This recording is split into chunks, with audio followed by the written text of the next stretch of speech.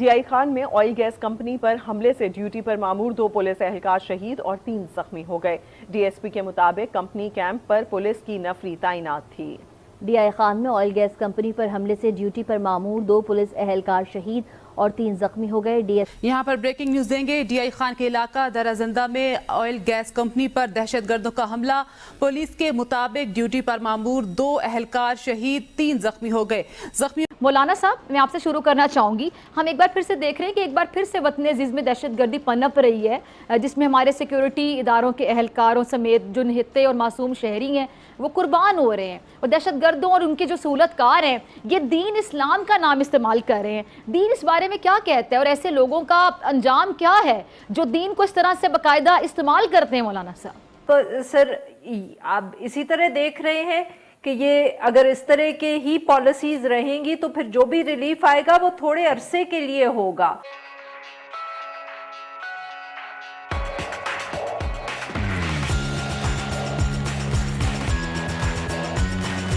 نے بڑی ماشاءاللہ خوبصورت اپنی گفتگو کی پیغام پاکستان کے حوالے سے،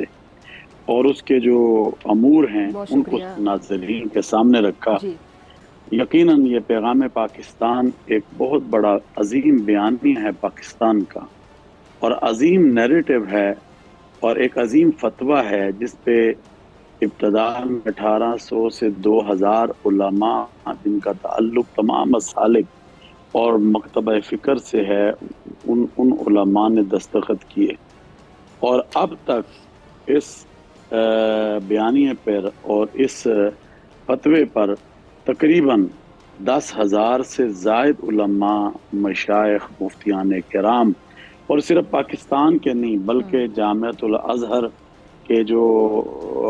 مفتی آف اسٹیٹ ہیں انہوں نے، امام کعبہ نے، اور دنیا بھر کے مفتی اعظم نے الحمدللہ اس دستاویز پر دستخط کیے ہیں، اور آج پوری دنیا میں اس پیغام پاکستان کو بڑا ہی سراہا جا رہا ہے۔ میں سمجھتا ہوں کہ اس پیغام پاکستان نے، جو کہ قرآن کریم جیسے آپ نے فرمایا اور احادیث کی روشنی میں اس کو بنایا گیا، جس میں دہشت گردی اور انتہا پسندی اور خودکش حملے جو ہیں ان کو اس میں حرام قرار دیا گیا، اور ریاست کے اندر ریاست اور اسی طرح ہتھیار کو اٹھانے کے خلاف بات کی، اور پھر مذہبی ہم آہنگی، رواداری، ہم آہنگی کے حوالے سے کہ اس پاکستان میں ہم نے اس کو کس طرح فروغ دینا ہے اس کی بات کی گئی ہے، اور پھر اقلیتوں کے جو حقوق ہیں اور اسلامی اسٹیٹ میں کیا ہونے چاہیے، اور ہمارے پیغمبر حضرت محمد الرسول اللہ صلی اللہ علیہ وسلم کی تعلیمات کیا ہیں، کیونکہ رسول اللہ صلی اللہ علیہ وسلم نے فرمایا کہ اگر اسلامی اسٹیٹ ہے اور وہاں اقلیتیں بستی ہیں تو پھر ان کے تحفظ کی ذمہ داری کس کی ہے؟ وہ پھر اسٹیٹ کی ذمہ داری ہے۔ آپ دیکھ رہے ہیں کہ بلوچستان ہو، آپ نے دیکھا کہ ہماری افواج جن پر ہمیں آج فخر ہے، جو ملک کے امن کے لیے، ملک کے استحکام کے لیے، ملک کے تحفظ کے لیے، ہم تو بڑے آرام سے اپنے گھروں میں، کمروں میں، کاروبار میں بیٹھتے ہیں۔ ہمیں یہ پتہ ہونا چاہیے کہ ہمارا فوجی جوان جو ہے وہ ہماری حفاظت کے لیے اپنے آپ کو کس طرح پیش کر رہا ہے، اپنی قربانی کو کس طرح پیش کر رہا ہے۔ آج یقیناً جو وہ اپنی شہادتیں دے رہا ہے اس ملک کے لیے، میں سمجھتا ہوں کہ ان شہیدوں کو اور ان شہداء کو ہمیں سلام پیش نہ کرنا چاہیے، مگر یہ لوگ جن کے لیے پیغام پاکستان کا فتویٰ آیا اور پیغام پاکستان نے دہشت گردوں کی کمر کو توڑا، آج میں یہ سمجھتا ہوں کہ آج پھر ایک وقت آ گیا ہے کہ آج پھر ہمیں اس پیغام پاکستان کو ہر گھر کی آواز بنانا ہے، ہر سطح سے، ہر جگہ سے اس کو اٹھانا ہے، کیونکہ آج پھر دشمن اسی کام پر لگ گیا ہے، کیونکہ وہ نہیں چاہتا کہ پاکستان ترقی کی طرف گامزن ہو، وہ نہیں چاہتا کہ پاکستان میں استحکام آئے، وہ نہیں چاہتا کہ پاکستان جو ہے امن کا گہوارہ بنے، مگر اس کو ہم آپ کے ذریعے، اپنے میڈیا چینلز کے ذریعے یہ بتا دینا چاہتے ہیں، وہ یاد رکھے کہ ہم اور آئندہ بھی अपनी बहादुर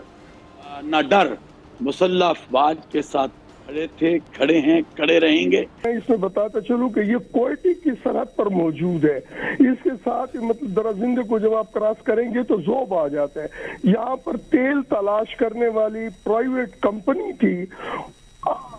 Alhaj oil and gas private drilling company, ये वहाँ पर जो है गैस तलाश कर रहे हैं। तो इनके ऊपर पुलिस की इनकी हिफाजत के लिए पुलिस का दस्ता जो है वो तैनात था। रात को दहशतगर्दों ने जो है इन पर हमला किया है, जिसमें 2 ये जो है शहीद हो गए पुलिस एहलकार और 3 जो है जख्मी है। जख्मियों में भी एक जो है शदीद जो है ना तशवीशनाक सूरत हाल में है। यासीन, ये भी बताइएगा कि मुल्जिमान की तलाश जारी है, तो कोई गिरफ्तारी अमल में आई है अभी तक? ये जो इलाका है, ये मैंने पहले आपसे गुजारिश की कि ये इलाका सारा यहाँ पर ये पहाड़ी इलाका है और ये बलोचिस्तान से जा मिलता है। यहाँ पर जो है मतलब पुलिस और सिक्योरिटी फोर्सेस ने जो है अपना सर्च ऑपरेशन शुरू किया हुआ है, इलाके को घेरे में दिया हुआ है और सख्त तरीन इकदाम किए जा रहे हैं। सख्त तरीन जो है ना वो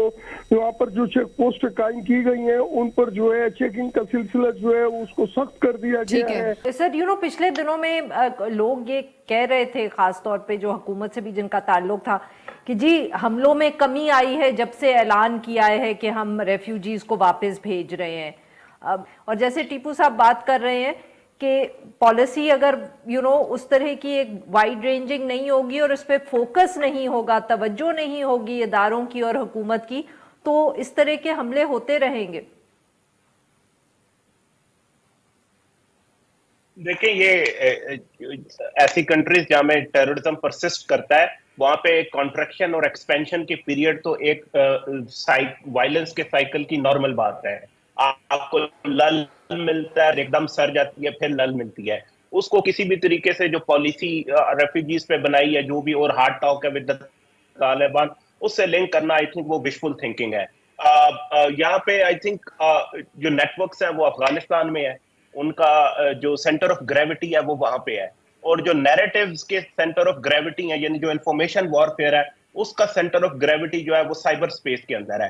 पहले ये दोनों चीजें पाकिस्तान के अंदर थी, तो जो सिक्योरिटी इंस्टीट्यूशन थे, जो स्टेट थी,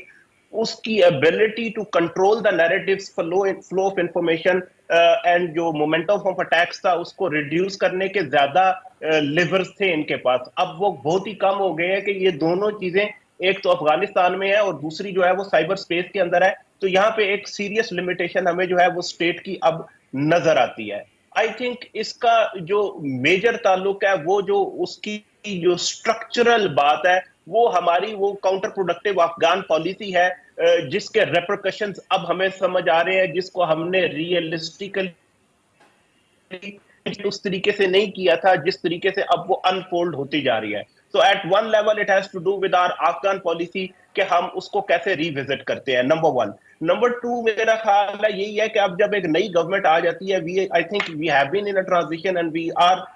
moving into the final phase of that political transition. यहाँ पे इलेक्शंस हो जाएं, एक नई गवर्नमेंट आ जाए, वो नई गवर्नमेंट आके एक तो अपनी अफगान पॉलिसी को क्लियरली आर्टिकुलेट करे, नंबर 1। नंबर 2 वो अपनी काउंटर टेररिज्म का जो फ्रेमवर्क है उसको आर्टिकुलेट करे by revising whatever we have, क्योंकि अब तक जो भी फ्रेमवर्क्स हमारे थे उनका एक डिफरेंट ऑपरेशनल एनवायरनमेंट था, जिसमें वो आपने कैनी साहब की बात की, उसने डिलीवर किया, या राहील शरीफ थी, या रद्दुल फसाद था बाजवा साहब के नीचे। अब एक और नया ऑपरेशनल एनवायरनमेंट है जिसके हिसाब से हमें उसको रिवाइज करना पड़ेगा। हमें उसकी एक रोबस्ट काउंटर नैरेटिव्स की पॉलिसी लाएगी जो सोशल मीडिया की डोमेन के ऊपर काम करे कि